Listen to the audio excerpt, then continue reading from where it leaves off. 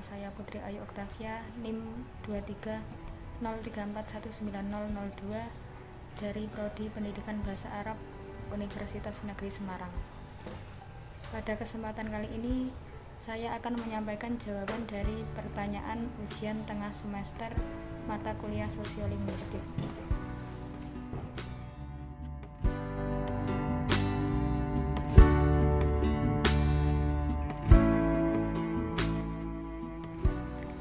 Pada beberapa bacaan disebutkan bahwasanya sosiolinguistik merupakan cabang linguistik yang mengkaji hubungan antara bahasa dan masyarakat penuturnya. Ilmu ini merupakan kajian kontekstual terhadap variasi penggunaan bahasa masyarakat dalam sebuah komunikasi yang alami.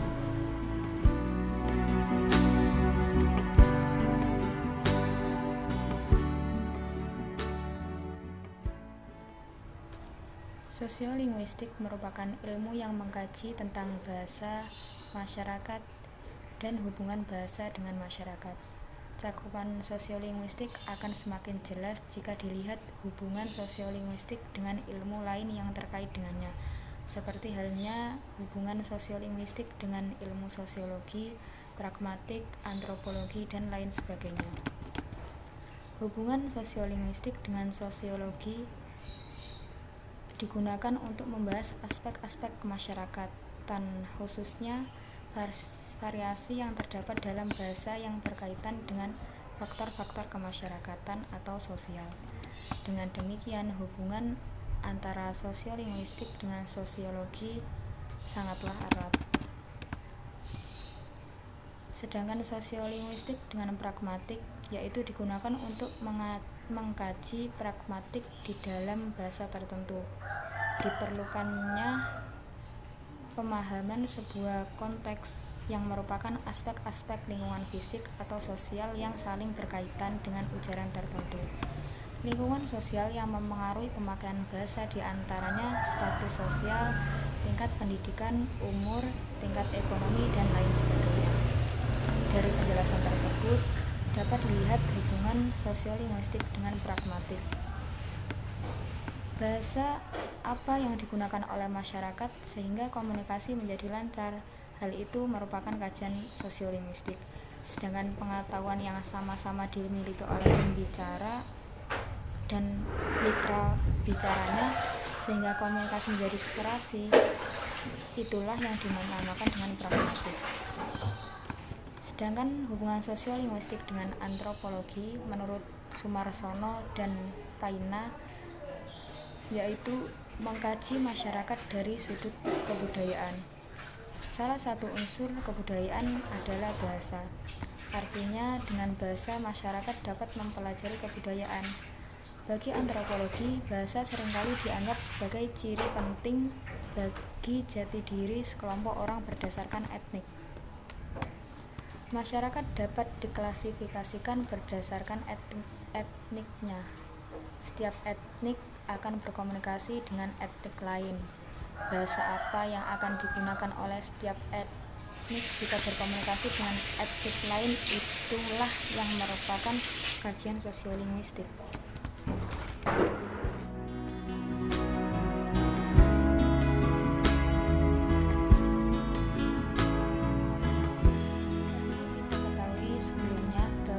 Kelas sosial merujuk kepada perbedaan hierarkis antara insan atau kelompok manusia dalam masyarakat atau budaya. Biasanya kebanyakan masyarakat memiliki kelas atau golongan sosial, akan tetapi tidak semua masyarakat memiliki jenis-jenis kategori kelas sosial yang sama. Dengan demikian bisa disimpulkan bahwa kelas sosial adalah posisi sosial dalam hierarki sosial atau posisi aktor sosial dalam stratifikasi sosial.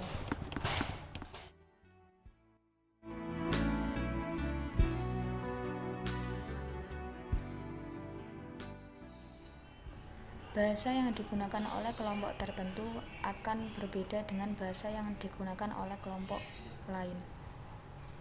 Contoh perbedaan bahasa yang berdasarkan kelas sosial yaitu seperti halnya terlihat pada kelompok pedagang dan pembeli dan kelompok suster sebagai para pegawai rumah sakit. Misalnya, kelompok pedagang dan pembeli akan cenderung menggunakan kata-kata yang berkaitan dengan perdagangan, sedangkan kelompok perawat akan cenderung menggunakan kata-kata yang berkaitan dengan istilah-istilah kesehatan. Sama halnya dengan bahasa yang digunakan oleh para pejabat tinggi negara akan cenderung menggunakan bahasa yang baku, sedangkan bahasa yang digunakan oleh rakyat biasa akan cenderung lebih santai.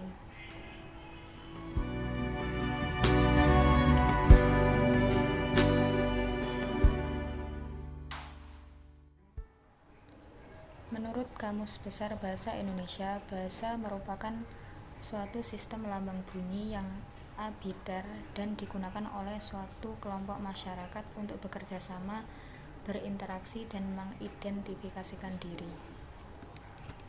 Bahasa memiliki ciri atau sifat, yaitu sebagai suatu sistem berwujud lambang atau bisa juga berupa bunyi, bersifat arbiter, bermaksan, maupun bersifat konvensional. Sedangkan dialek adalah variasi bahasa yang berbeda-beda menurut pemakai. Misalnya bahasa dari suatu daerah tertentu, kelompok sosial tertentu, atau kurun waktu tertentu. Salah satu contoh dialek yaitu dialek regional, merupakan variasi bahasa yang dipakai di daerah tertentu. Misalnya, bahasa Indonesia, dialek Ambon, dialek Jakarta, dialek Medan. Yang kedua, dialek sosial. Dialek sosial adalah dialek yang dipakai oleh kelompok sosial tertentu atau yang menandai strata sosial tertentu. Misalnya, dialek remaja.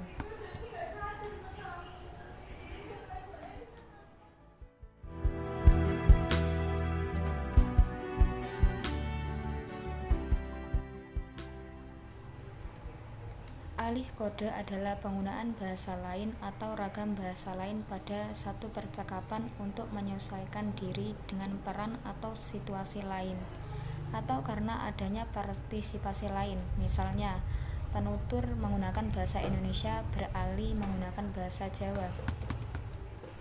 Sedangkan campur kode adalah penggunaan satuan bahasa dari satu bahasa ke bahasa lain untuk memperluas gaya bahasa atau ragam bahasa.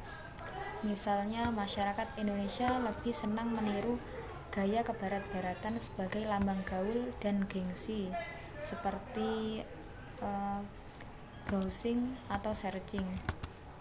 Sedangkan diglosia adalah suatu situasi bahasa di mana terdapat pembagian fungsional atau variasi-variasi bahasa atau bahasa-bahasa yang ada di masyarakat.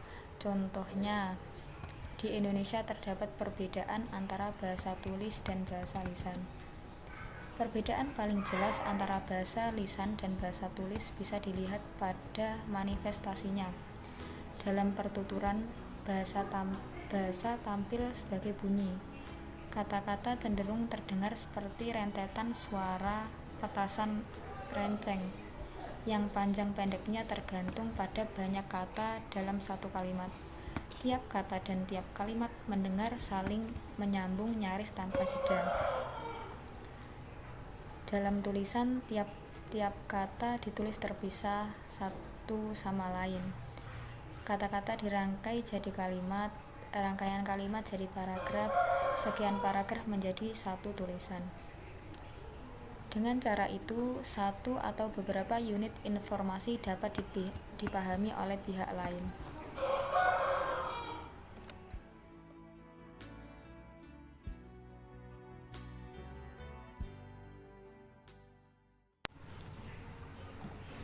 Contoh perbedaan bahasa berdasarkan gender.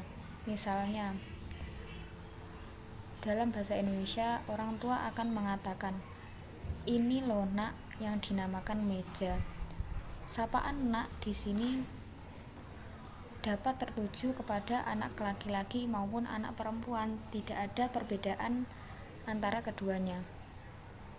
Sedangkan di daerah saya yang merupakan asli suku Jawa, akan terdapat perbedaan sapaan antara anak laki-laki dan anak perempuan.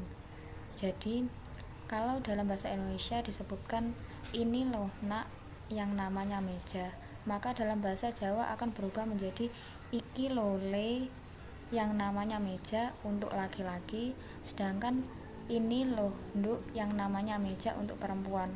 Jadi dalam bahasa Jawa, sapaan le itu untuk anak laki-laki, sedangkan sapaan nduk itu untuk anak perempuan. Cukup sekian yang bisa saya sampaikan. Apabila ada banyak penjelasan yang kurang tepat, mohon maaf yang sebesar-besarnya. Terima kasih atas perhatiannya. Wassalamualaikum warahmatullahi wabarakatuh.